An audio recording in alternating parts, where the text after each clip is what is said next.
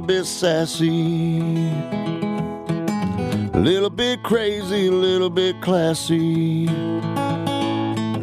We got dreams and we got goals.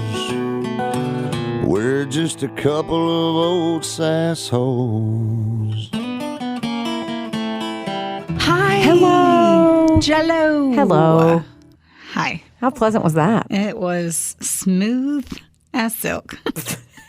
Hello, everyone. Welcome to A Couple of Sassholes podcast. I'm Brooklyn Maple. And I'm Heather Terry. And as you all know, this is our power hour of true crime with fucked up shit being done by fucked up people for fucked up reasons or because they were dropped on the head as a baby. Oh. And that fucked up their brain.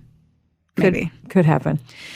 Yeah. They talk a lot about brain injuries, so. It's true. I think on this one, on my story today, I think something happened. This is a broken brain. Oh, if I was man. going to say something. Yeah.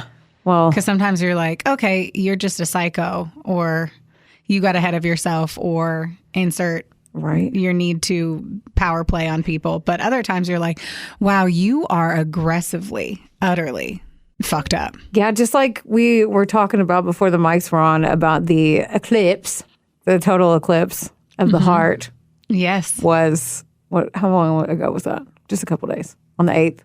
I have no idea. I know no one cares. Who knows when this is even going to air? That's also true. At the end of the day, the eclipse happened. Yes, it did. And there was that online tarot lady that killed her. Is that what she was, a tarot lady? And life coach on TikTok. Like, clearly I did tons of research. I read a story about it once a week ago. But I'm thinking that's about what it was. All I did was glance at it. So for the fact that Heather has still yet to actually say what happened, was a woman who killed her family. Yeah, she killed her partner, and then she put her 8 or 9-year-old child in the car, and that was holding her infant in her hands, and went 100 miles an hour, threw her out of the car. And she wrecked and going over 100 into a wall on purpose. And the little girl survived, but the baby did not. So she's pretty messed up, needless to say, for life. I don't She's know. Gonna need a lot of therapy. It depends on how old she was. She was like 8 to 10 range. Oh, yeah. So I was really hoping to get that age where they don't have memory yet. Yeah. And then they get hypnotized when they're later in life, and they're like, "Do you remember?" And she's like, "No, wait." Yeah, no, I think that's all I know about it, and I haven't done a refresh, so feel free to Google and then let us know. I know, because I do need to know more about that. But people, man, we're so crazy. They said it was because of the eclipse, and that's all I read, so I don't know what I just logic. couldn't imagine being so confident. It's the same thing of like Mother of God and all that, where I had so much confidence that no matter what, as I poison myself, that my UFO is going to come get, like, I just couldn't fathom actually believing enough. I don't know, which makes me sound probably skeptical as shit, but I don't know. And then she took everybody down with her almost. So sad. Almost. Yeah, except for the little girl. She was taken down. Yeah. Man, how terrible. Let's talk about other terrible things, because this is a solo episode of Brooklyn Maple. Just so you guys know, this is a story brought to you by Brooklyn Maple. That's right. For now, until I'm Brooklyn Johnson. And are you going to keep your stage name? Stage name is not my real name. No. On the podcast logo, I'll be Brooklyn Maple, but that's going to be the only thing that says Brooklyn Maple. But other than that, no, I'll be Brooklyn Johnson. All right, let's talk about the Ken and Barbie Killers. You remember them bitches? Barely. I remember hearing about it a little bit, but like... You didn't become obsessed with this one? No, I didn't. Wow. Mm-mm. This was an obsessive one for me. Yeah? Yeah. Anytime like really pretty people do really crazy shit, I'm like, what was wrong with that pretty person? Yeah, I want to know. Right. I read Investigation Discovery because they had it written. That's the other one I watched. Okay. Also, All That's Interesting, Wikipedia, and then the Ken and Barbie Killers on HBO, which if you haven't watched that, you should. I was waiting to watch it till after you did this because I saw it on the list. Well, now you won't need to watch it because I just told you everything. So, well, she did do a great job. Yeah, I'll fact check. Okay. All of this is just really fucked up. I don't know who I think is more fucked up. because I think they're just both so fucked up. So I'm just going to toss that out there. So we have this super fucking hot guy. His name's Paul Bernardo. He's smart. He's charismatic. He's popular. He's 23 years old, and he's from the Scarborough area of Toronto, where they say, eh? And that's where the story starts. So he seems to really have everything going for him. He's generally really liked. I guess we can just kind of hold on to that because then they talk about other shit and you're like, so he was not actually liked, but whatever. He honestly looks like he could have played like a Prince Charming in a movie. Can I look him up? Yeah. I want to see his photo. I never care whenever you're on your phone. I'm always assuming that you're not just literally having a group text message during our recording. So he's the youngest of 3 siblings born to Kenneth and Marilyn Bernardo. His father was known, are you ready for this one, to often sexually abuse his older sister Deborah in front of the entire family. What? Yeah. Oh. He would eventually be charged for his crimes, which were voyeurism and pedophilia. Marilyn Bernardo, the mom, she often withdrew from her family due to depression and agoraphobia. Agoraphobia. And she eventually just moved into the basement. Oh. Now, agoraphobia, for anyone who doesn't understand that, it's a mental and behavioral disorder, specifically an anxiety disorder characterized by symptoms of anxiety in situations where the person perceives their environment is unsafe and not easy to escape. Which, if my husband was sexually molesting my children in front of the other children, I don't know if that's agoraphobia or just being in an unsafe space. Oh, my God. Oof. Now, that's all terrible, but they also did not highlight that in the documentary that I recall. Don't quote me on that because I do laundry and shit while I'm watching these things, but they didn't mention that, and I found that in Wikipedia. So I'm over here like, how did we not unpack that suitcase and just leave the dirty clothes in the suitcase on the bed for 2 weeks? Probably because they're filthy clothes. I know, filthy. So filthy. Even though his childhood was terrible, people overall were like, he was well-adjusted and happy. Then again, after a few fights between his parents in 1981, he's 16 at this point, he was informed by his mother that he was the result of an extramarital affair and that Kenneth was not his biological father. Repulsed, as one does, I guess, he began to call his mother a slut and a whore, and she reciprocated by calling him a bastard from hell. Whoa, that sounds super healthy. Yeah.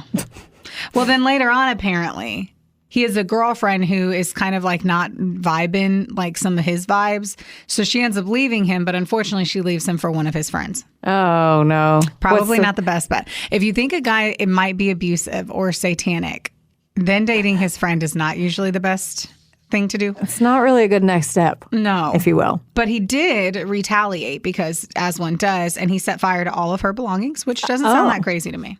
I'm not even gonna lie. Burn some stuff. If you How old was leave me 16. Like, so, you know. The only acting out you could do was like throw a match in a garbage can. I'm not blown away by that. Yeah, no. I mean, he's got more hormones pumped through his veins than blood at this point when you're 16 years old. He's a walking hormone. So, yeah, anything's going to set him off like that. So, burn. Well, I don't know if anything's going to set you off, but I just think burning your shit is just an appropriate thing to do.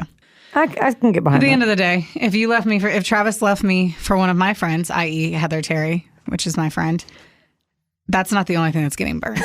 Do you know what I mean? All right. His desire for things did end up changing. In college, it was said that he enjoyed humiliating his dates in public and engaging in aggressive anal. What? Wait. That one came out of... Yeah, I'm here for it. We were like, we're going to burn some photos. And then now apparently we jumped really far ahead. His relationships became increasingly violent and unstable, and he threatened to kill his partners if they disclosed this kind of abuse, which is no good. No, it is not. That is no good. So in 96, he was served with restraining orders by 2 of the women after he made obscene phone calls to them.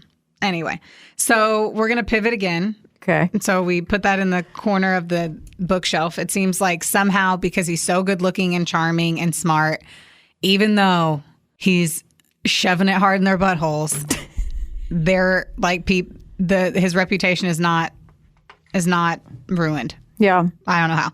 Do you remember those people who were always like recording everything, like videotape in hand? I feel like there's always one of those people in a show. Yeah, A that show is in or the show a a movie, lot. there's always some weird person that's like, what? I want to be a video producer one There day. is. Always. I did that a little bit in college. Did you? I had a little camcorder, so there's probably just hours of drunk nonsense. I believe that. Yeah. So anyway, he was that guy, and there's tons of videos out there. He just recorded a lot of shit, and I'm like, okay, whatever. He graduates from Sir Wilfrid Laurier Collegiate Institute. Oh, yeah, I love that basketball team. Yeah. Their colors are cute. He attended the University of Toronto Scarborough while working as an Amway consultant. So we are now in October of 1987. This was also 9 months after Mona and Dwayne Maple had sex, and they were about to give birth to me. So that's what was happening in October of 1987. My mom was plump with me. Anyway, Bernardo, another epic thing happened that month. Bernardo met Karla Holmoka.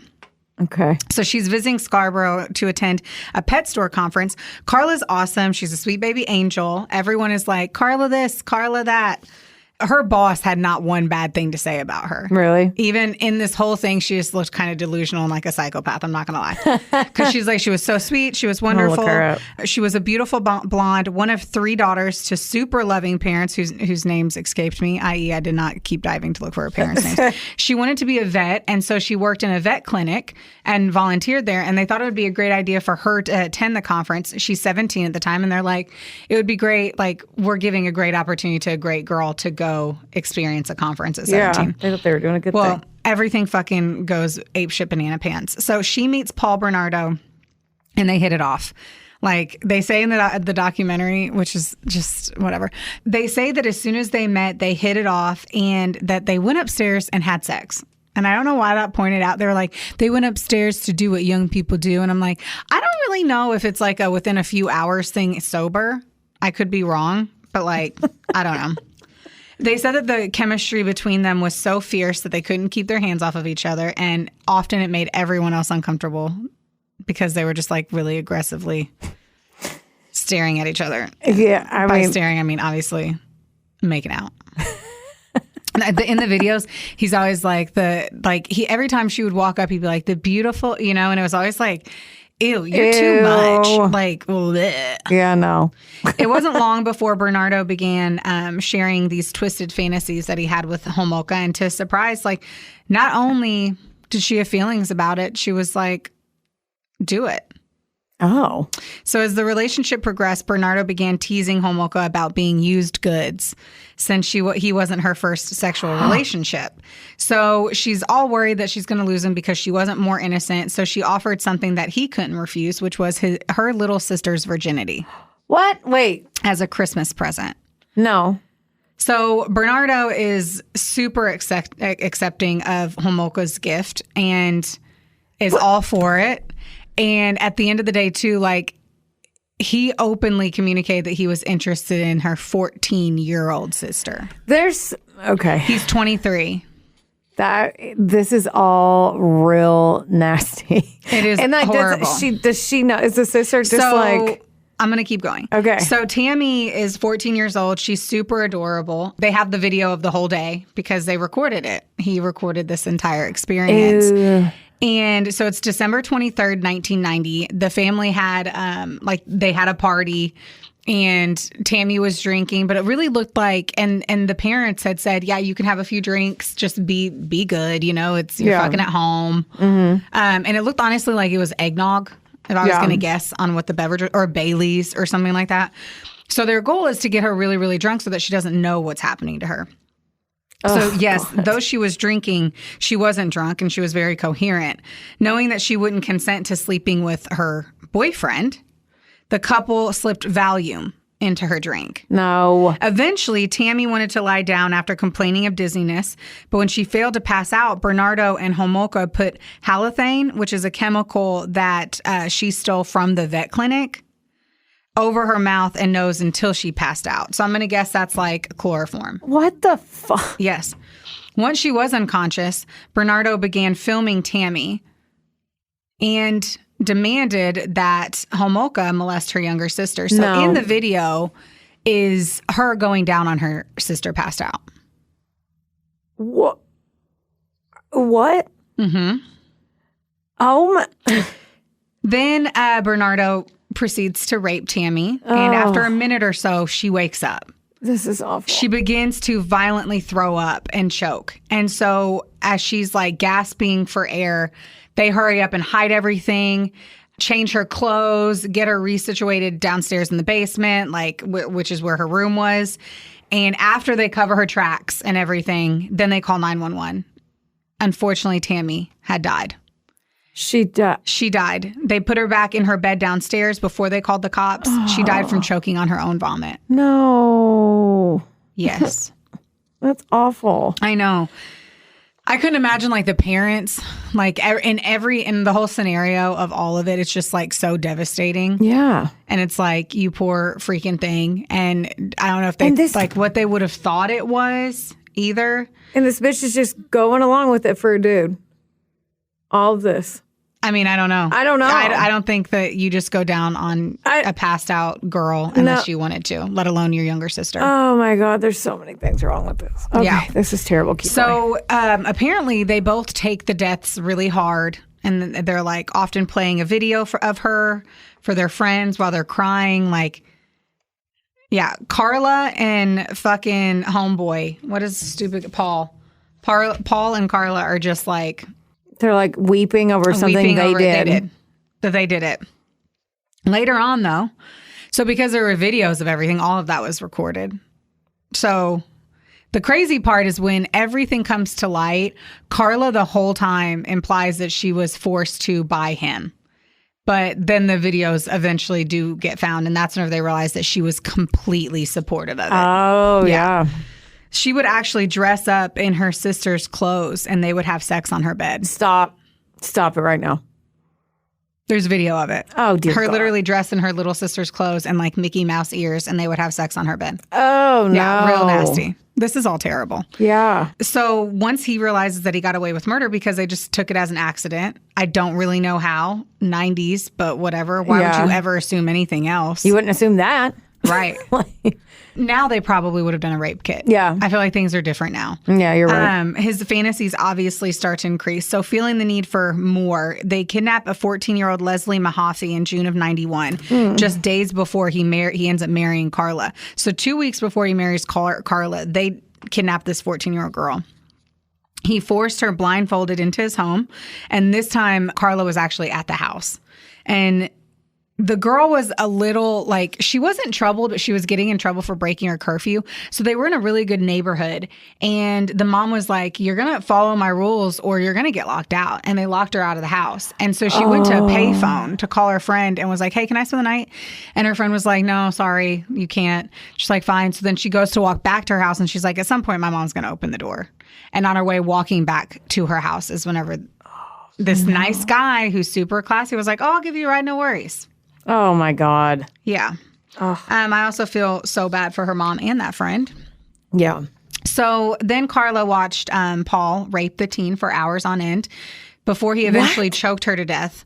Though this part's going to remain a mystery. And Paul insists that it was Karla and that she did it out of jealousy. And then Carla's like, no, it was fucking Paul. And he did it, that he killed her on accident because he was just enjoying choking her. So there's a videotape.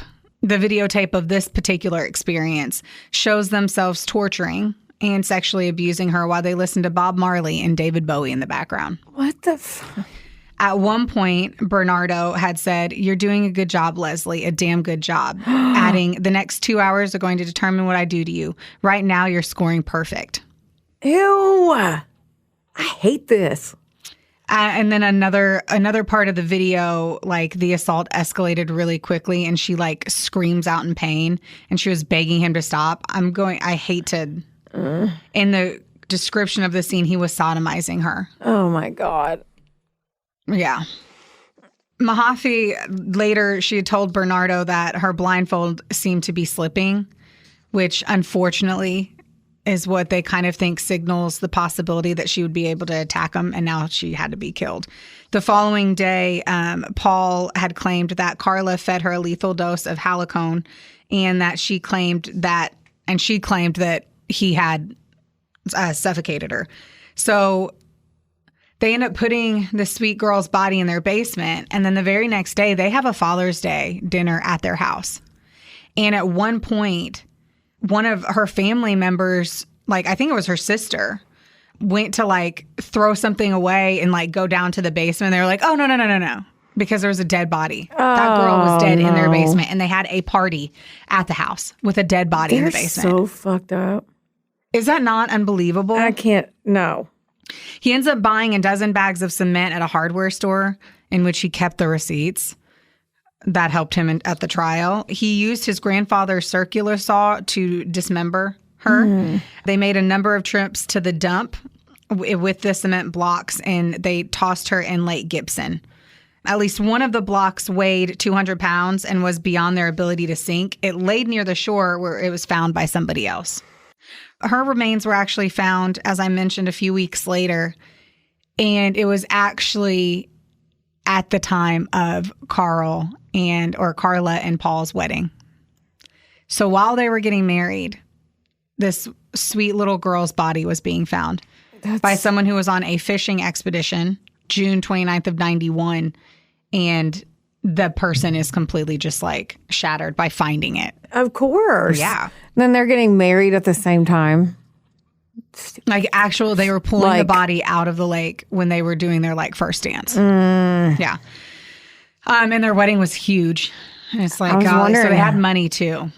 I was wondering how many people came. Ugh. I don't know how many people, but you could see the video of it just being like a very huge, outlandish wedding. At this point now, he's like, I'm fucking invincible. Like, Paul's like, I've got this on lock. Like, I bet. I am getting away with it. This is my bride. She's into it. Like, she let me kill her sister. Like, at this point, we're just crushing everything. Yeah. Now they're legally bound to each other. Yeah. Which is even more terrifying. So he actually got interviewed. So during all of this in Scarborough, there's a whole list of rapes that are happening. The rapes are really aggressive. And one of them, the guy, the rapist, steps on her arm and breaks her arm. God. So there's multiple, we're talking over 10 rapes that are happening in Scarborough during this time. Yeah. He's interviewed for it. Because he looks exactly like the drawing, too. And he's like, that's fine. Here, take my DNA. They take his DNA. They do. Yeah. And then they never test it. So, no. All of the rapes and the murders all happened after his DNA. After his DNA was taken. God, so they could have stopped it. It took 2 years for them to test it. And they literally, how all of this happens is they randomly get a phone call. God. That, we found your rapist for that case. And it was his. Jesus. Yeah, and they actually, the guy who was there, he was like, honestly, whenever we were interviewing him, he obviously was nervous, but like anyone is coming in to talk to the cops. But yeah.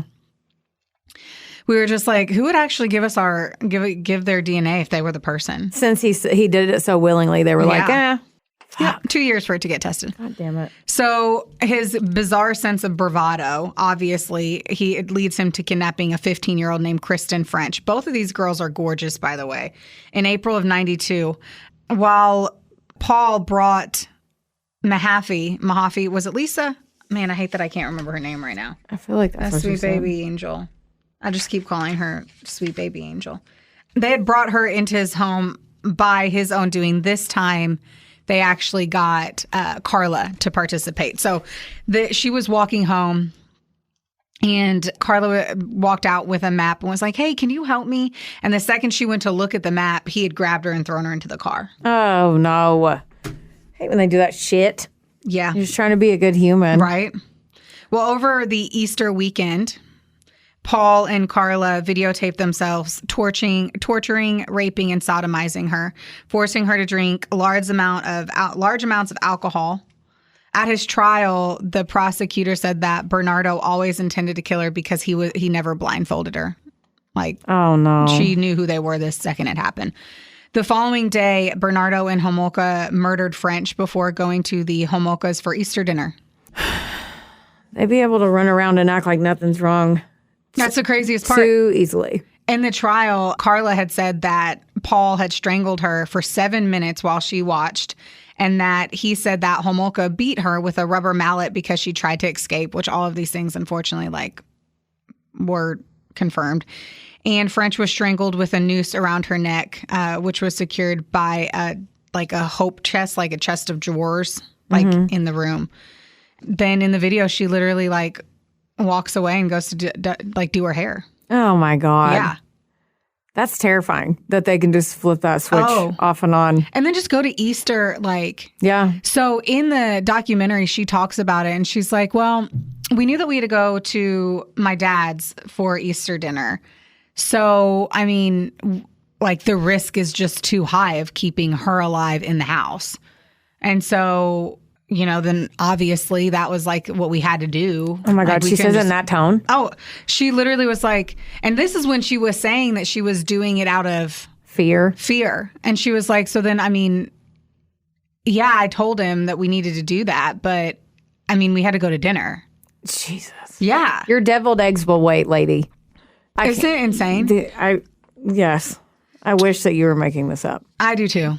12 days later, detectives found French's naked body in a ditch in North Burlington, Ontario, and she was curled in the fetal position, which I don't even know how that happened because of how they killed her before. I don't even know. So we're going to talk about the Scarborough rapist.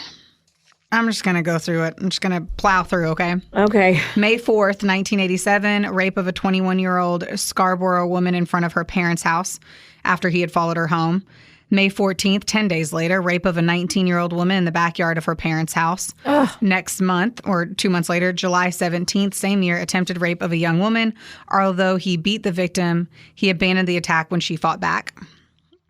September 29th, attempted rape of a 15-year-old girl. He broke into the victim's house and entered her bedroom. He jumped on her back, put his hand over her mouth, threatened her with a knife, bruised the side of her face, and bit her ear. He fled when the victim's mother entered the room and screamed. Anthony Hainmayer was wrongfully convicted of the assault in 1989 and served a 16-month prison sentence. For that? But was not exonerated until after he admitted to the crime in 2006. So, luckily he was out. Yeah, but 16 months. It was 16 months, but it wasn't for 10, 15 years that he found out. Yeah. December 16th, 87, rape of a 15-year-old girl. The next day, the Toronto Police Service issued a warning to women in Scarborough traveling alone at night, especially riding buses. December 23rd, 87, rape of a 17-year-old girl with a knife he used to threaten his victims. At this point, he began to be known as a Scarborough rapist. April 18th, 1988, attack of a 17-year-old girl. May 25th, 1988. This is a lot. Yeah. He was nearly caught by a uniformed police officer staking out a bus shelter. The officer noticed him hiding under a tree and pursued him on foot, but he escaped. May 30th of 88, rape of an 18-year-old woman in Ontario. October 4th, 88, attempted rape in Scarborough. Although his intended victim fought him off, he inflicted 2 stab wounds to her thigh and buttocks, which required 12 stitches. Damn. November 16th, 88, rape of an 18-year-old in the backyard of her parents' house. Imagine just your backyard at your parents' house. I know, you said that a few times too. So and I'm like, these little girls in their backyards. They should be safe. That's what. And now you just ruined my favorite place to hang out. Right? Ugh. November 17th, 88, police formed a task force to capture the Scarborough rapist. It only took 17 rapes before they finally had a task force. That's good. December 27th, 88, attempted rape with a neighbor chasing him off. June 20th, 89, attempted rape. The young woman fought and her screams alerted neighbors. He fled with scratches on his face. August 15th, 89, rape of a 22-year-old woman. November 21st, 89, rape of a 15-year-old girl. These are so close together. That he saw in a bus shelter. This is all within 2 years, pretty much. Yeah. December 22nd, 89, rape of a 19-year-old woman. May 26, 1990, rape of a 19-year-old woman. The victim's vivid recollection of her attacker enabled the police to create the photo, which was released 2 days later. She was the only one who truly got to see him. Oh, man. July 1990, 2 months after police received tips that he resembled the rapist, he was interviewed by the police.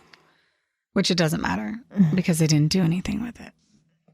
So from May to September 1990, police submitted more than 130 suspect samples for the DNA testing. They received 2 tips pointing to Bernardo Two. The first in June had been filed by a bank employee. The second was from Tina Smyrnis, which was a wife of one of the 3 Smyrnis brothers, weird last name, who were among Bernardo's closest friends. And she told detectives that he had been called in on a previous rape investigation once in December of 87, but that he was never interviewed. And so she's like, dude, he apparently talked about his sex life to his friend, and then he told his wife, I guess, and she was like, he likes really rough sex. I mean, somebody that's like that and thinks they're untouchable is going to be braggy too. Like, I feel like he would be braggy. Like, I don't know who's just over here like, I like the dick rough. I mean, I don't know. I don't either. I mean, we talk about everything, but we're not over here like, no. I don't know. I don't know. I don't know. How are they going to know? I don't know. Police interviewed Bernardo on November 20th of 1990, and it lasted for 35 minutes. That's where he gave them the DNA tests. When they asked Bernardo why he thought he was being investigated for the rapes, he admitted that he resembled the composite. So he's like, that kind of looks like me. Swab my cheek. I'll talk to you later. They said that the detectives found him more credible than the girl. Oh, my God. Shocking. What? A white man? So all the shit finally hits the fan on a hot July day in freaking a warm climate. So the couple's killing spree finally comes to an end on January 5th, 93, when Karla is severely beaten by Paul, and she moves in with her relatives. So after confessing, he beats the fuck out of her, and she goes to her parents' house. And she's like, hey. Some shit went down. Some shit. Yeah, a lot of shit. And they don't even mention the dog. Like, she doesn't talk about her sister. So when detectives interviewed her, she was reluctant to open up until they offered her a plea deal. I mean, so she's like, I'm not going to talk. Okay, well, maybe I will. Well, she lies and signs the plea deal. Oh, she said he made me do it? Yeah, so she number one, she comes in, she's a battered woman. Yeah. Everyone thinks she's awesome. She had good grades. She was smart, blah, blah. So she automatically goes in there like, oh, sweetheart. Oh, yeah. You were beaten? I was. He's a sick fuck. Let me tell you how sick of a fuck this guy is. And they're like, oh, well, we know that you were forced beyond your will. Here, you will get out of prison in 12 years. Yeah. And they did it way early. And that is what happened. Oh, God. He was arrested, and during his questioning, he insisted that he never killed anyone, that he did admit to a number of sexual assaults. Interestingly enough, Paul had a long history of committing rape. What? What? But he never killed anyone. He just liked to rape them. Ugh. The first murder occurred after he hooked up with Holmoka when they killed her sister. So in his world... He's like, I would have never been a killer. I was never a killer before her. I just like to rape girls. And then he's like, she did it. And then she's over there like, all right. He did it. Yep. He was charged and convicted of numerous counts of rape, including the Scarborough assaults, for which DNA testing had finally implicated him. Finally. And 2 counts of murder. Karla, on the other hand, was charged and convicted of manslopper.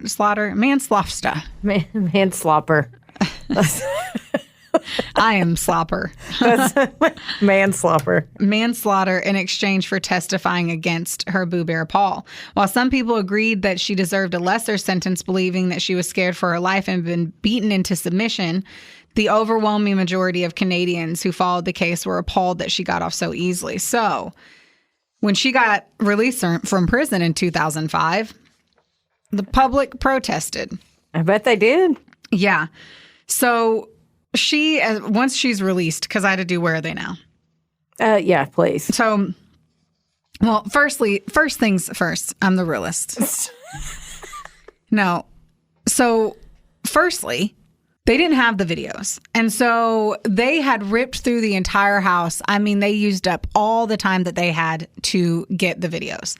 Now, at some point, Paul is behind the closed doors of his cell, and he knows what's happening here. And he's like, oh, you want the tapes? And he tells his attorney where the tapes are. And they're literally hidden behind like a light bulb, kind of real well hidden location. Yeah. And his attorney ends up getting the tapes and like doesn't disclose of it, though they were legally had to. Yeah, you and have it to, was right? because he was trying to put one over on Karla. Like, oh, we're going to get. And like the women who had to watch, like the people who had to watch these videos. I can't imagine. Oh my God. My God. No. Like it's one of the women is like the sweetest little woman, and she is just like struggling so hard with just like what she saw and never being over it. Yeah, I bet. Like having to watch that stuff, like I wonder if they, so I'm assuming that they played it in court or they did not, or they just. I didn't hear. I don't think they did. I mean, I can't imagine them showing that to everybody. I'm pretty sure that those people, that woman had to watch it and then do a transcript of it. No. And then I assume that they would read the transcript. Fuck. Because, oh wait, no, I'm wrong. Because the woman's, the little girl's mom stayed in the room and they asked her to leave. The girl in the video? Mm-hmm. And she was like, no. And she stayed and watched it. That's rugged. Yeah. Oh, man. So as soon as she gets out in 2005, she runs to Guadalupe, an island in the Caribbean. And she, of course, has a new husband. Took 5 minutes. Yeah, his name's bet. like Thierry Bordelaise, who happens to be her former lawyer's brother. Sketch. Yeah. They end up having 3 kids, and she resurfaces in like 2014. So she ends up living in the Quebec area under a different name. I bet. Of course, right? Well, in 2016, her cover is blown when a reporter with La Presse spotted her husband and revealed who she was and that she had moved back to where the fuck it all happened. Why would you? Okay. The dude's like, her husband was, if they are worried, all they have to do is move. We're free. We're in a free country. Has anything happened over the past 10 years? So why are they worried? I don't see why they're worried. And they're like, well, it's probably because she's with kids. Yeah. Because she was a doting soccer mom and she was participating in everything at the elementary school and was around kids all the time. Yeah, no. Yeah. So the school board sent letters to the parents assuring them that their kids were safe. Right? We promise. Okay. We know that she was a promise. murderer and a rapist and Yeah. she killed the kids that were actually like very close to the age that you're. Yeah. It's totally fine. Even her sister, but we promise it's okay. Yeah. Everything's okay. That's it's okay. Insane. Now, unfortunately, like an attorney was like, I'm sorry, but there's literally nothing you can do. She's legally free. So like she just gets to So be. she must not have been on the registry or something if she can. She changed the name. Oh, yeah. She did her time. So why would she have to stay on it? I don't know. I guess she just got that worked into her deal where she wouldn't have to be on the sex offender registry for the rest of her life. Now they do it where you're like, Yeah. you're on there. You're not going to be in the PTA, ma'am. I wonder how, I guess if they just changed the last name. Yeah. Or changed her name to a degree they didn't flag it. I don't know. Some shady shit. I agree. Well, Paul, he was still fighting for his own freedom. He applied for a day parole. And they were like, no. Okay. I'm like, please tell me that didn't happen. I know that our neighbors to the north are nicer than we are. Oh, my God. Hopefully not in this case. Luckily, no. He has been deemed a dangerous offender. And he will, it says they will probably never have him be released from prison. He shouldn't be. No. Fucking new rape every day. Psycho crazy. Agreed. Now, there were somehow other victims. In addition to the 3 confirmed murders described by Paul and Karla, there are other victims. No. 4 pages of them. So there was a book, 1997's book, No Claim to Mercy, where someone has evidence tying Paul to the presumed murder of a 22-year-old named Elizabeth Bain, who disappeared on June 19th, 1990. She had told her mom that she was going to check the tennis schedule at UTSC. 3 days later, her car was found with a large blood stain on the back seat. He matched the description of the man in the Colonial Danforth Park area where she was last seen, and later confessed to at least 8 attacks in and around the same park. Bain's boyfriend, Robert, was convicted of second-degree murder in her death. Really? During his trial and subsequent imprisonment, Baltovich and his lawyers repeatedly alleged that Bernardo was the perpetrator. The Court of Appeal for Ontario set aside Baltovich's conviction on December 2nd, 2004, and at his retrial on April 22nd, 2008, they told the court that no evidence would be called against him and asked the jury to find him not guilty on second-degree murder. When questioned about the Bain killing in 2007, Paul said, "The answer to that is no, but the 800-pound gorilla in the room is that it is life to 25 sentence." So what does that mean? He was basically like, dude, I'm going to say no because that will prevent me from having to be here longer. That's what I took from that. Motherfucker. And another person went to jail for it. Yeah. So with no evidence. Yeah. So there's no evidence. And the boyfriend just went to jail. And yep, that's the second Shortly, time. shortly after Tammy's funeral, her parents left town and her sister Lori visited grandparents, leaving the house empty. According to author Stephen Williams, during the weekend of January 12th, 91, Bernardo abducted a girl, took her to the house, raped her while Karla watched, and dropped her off on a deserted road near Lake Gibson. They call her the January girl, and there is a video of that one. Oh, God. At least from what I saw on, like, them saving the dates. Yeah. I could be wrong, though. At about 5:30 in the morning on April 6, 91, Paul abducted a 14-year-old who was training to be a coxswain for a local rowing team. The girl was distracted by a blonde woman who waved at her from her car, enabling Paul to drag her into the shrubbery near the rowing club. He sexually assaulted her, forced her to remove her clothes, and made her wait 5 minutes, during which he disappeared. On June 7th, 91, Karla invited to their home a 15-year-old girl known as Jane Doe at the trials. She had befriended at a pet shop 2 years earlier after being drugged by Karla. Doe was sexually assaulted by the couple, which was videotaped. In August, Doe was invited back to the couple's residence and was drugged again. What? Holmoka called 911 for help after the girl vomited and stopped breathing while being raped. The ambulance was recalled after Paul and Holmoka resuscitated her. So how do you call the cops and be like, someone's not breathing and they're already sending an ambulance, and then call back and be like, oh, wait, no, mind, they're fine, they're up? Yeah, that doesn't still have make... to, once it left, I would think. Be like, let me come take a look and make sure everything's and so okay. the girl, obviously, she was 15. Now, there was girls in the thing, like in the documentary that were like, yeah, I didn't go over there because I was late, or like something about them inviting me over felt weird, and so, or like one girl was like, I just didn't understand why they would want to hang out with me. They were so much older than me. Right. Like, why would you want to hang out? At least she listened to her gut. Yeah.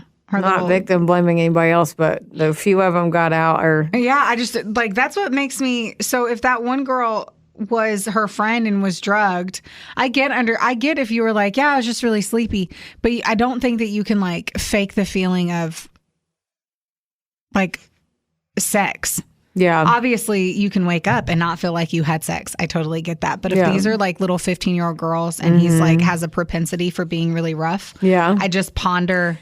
But when you just wake up and be like, I'm just crazy. Yeah. Like, I have to be crazy. You're like, they're too nice. They wouldn't do that. Or like, why would I ever think that would happen? I just drink too many freaking seltzers. I don't know. Yeah.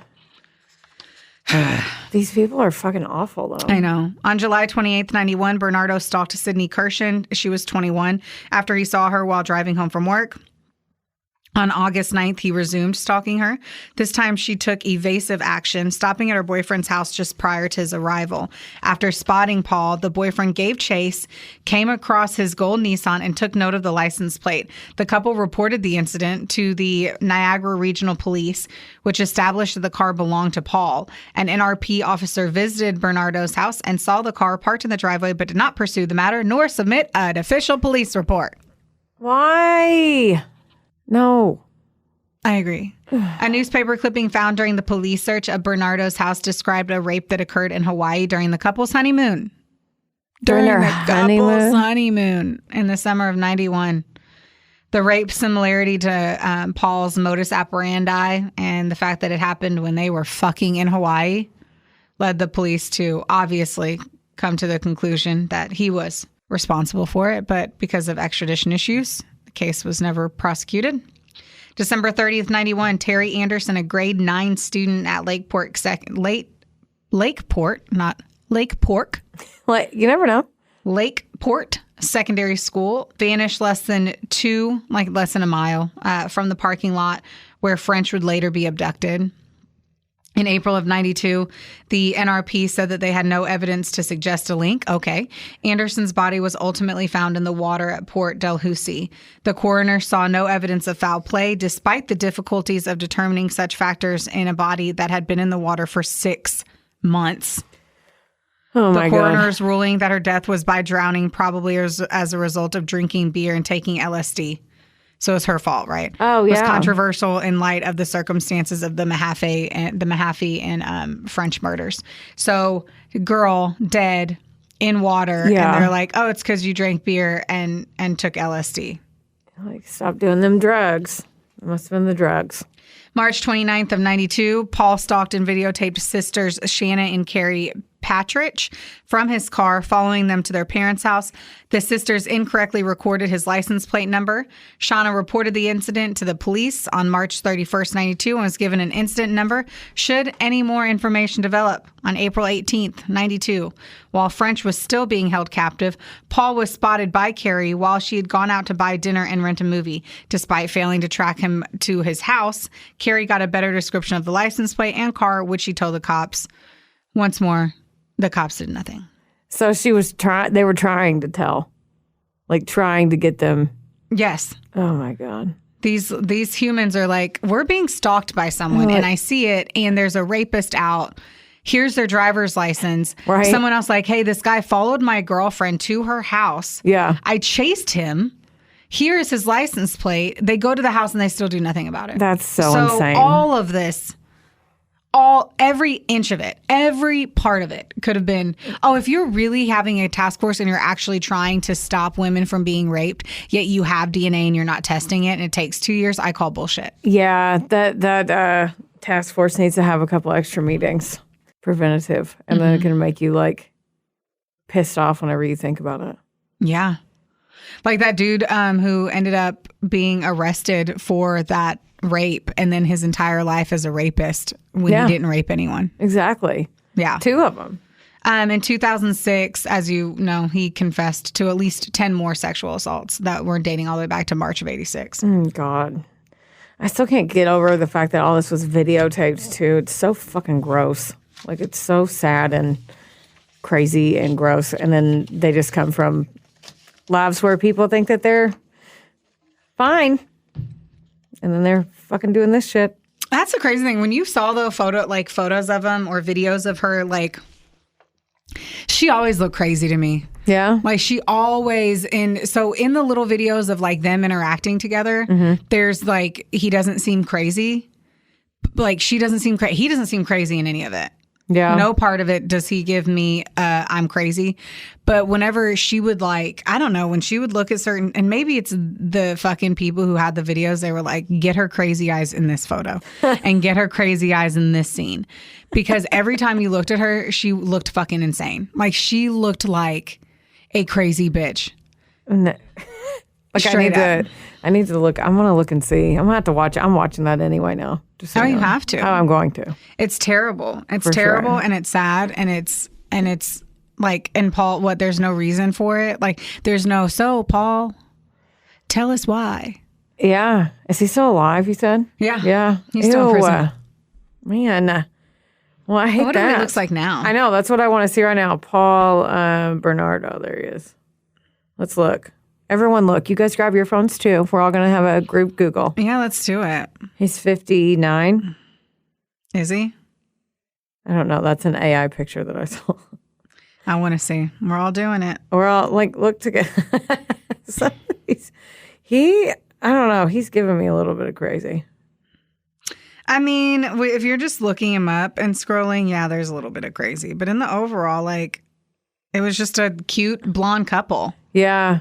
They do look like I would never think that they were going to do anything to me. Like, no. I would never be scared of them. Yeah, you're so like, here, this is them on, it says Invisible Darkness. Like, just them having a drink. Yeah.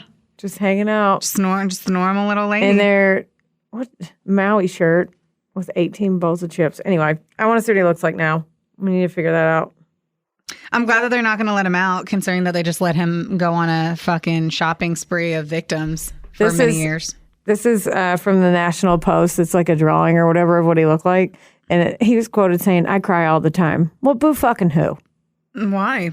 He cries all the He was denied parole. He cries all the time. Good. I hope He cries liked rough anal, so hopefully he's getting a lot of that there. That's his vibe. Anyway, that's a horrible, fucked up story about the Ken and Barbie killers. Yeah, that was. Yeah, that was. You're welcome. Thanks for that. Here to treat you. Almost me telling the entire story, just me listing off the counts of what has happened is almost the entire story. That one, that's a high count. Yeah. Like that. Some of them, we'll talk about it and they'll go dormant at least every 4 months. Like this one was like, nope, I didn't get one going tomorrow. Nope, I'm going to go next week. Nope, I got one. I'm still going to go. Fucking psycho. And then the task force didn't. There's a lot of suitcases on that one. Yeah, it's the 90s. So there's so many parts on like just, can we be shocked? The police failing us. That happens every fucking day. No shock there. Not only do they fail the victims, but they fail the people who are arrested for not doing the crimes as well. Yeah. They didn't pull it together. I think they waited until there were so many rapes. Like, I just couldn't imagine how long it would take for you guys to have a task force. So you're telling me it's been a year and every 6 days a woman is being attacked or raped and it's getting worse and worse. And you're like, oh, you guys just now came up with the task force 12 months later? I'd be like, dude. Yeah. What the fuck? Did you say they had a curfew? I think I did. They always do that. Yeah, I know. Instead of like, how about just don't rape? No, it's like, no, you guys have to be home by 4. Well, because it's our fault. So now we're controlled. That's right. I forgot. It's how to prevent you from having your sexy cat flinging around town. Swishing around, just trying to get guys. Swishing it around. Just, it's our fault. We got to figure out how our lives can be constricted more than being concerned about someone shoving it up our buttholes. Man. Preach. Hallelujah. Hallelujah, Sister Becky. That's all I got to say. I get so fucking annoyed when it's like, oh, we'll just be more, just fucking stop raping. Yeah. Creepy fucks. So many creepy fucks, We're very passionate about this, but we do. We do advocate. I'm also very passionate about there just being way too many creepy fucks. Yeah. And there's like, why do you not like to go out? Because it's just a big smorgasbord of creepy fucks. There are a lot of those. There are. Well, I think that's it. You think so? I think so. I think we should stop recording now. Wrap it up? Yeah. Okay. Well, rate, review, subscribe if you're still there. We love you guys. We love you. Bye. Bye. Theodore.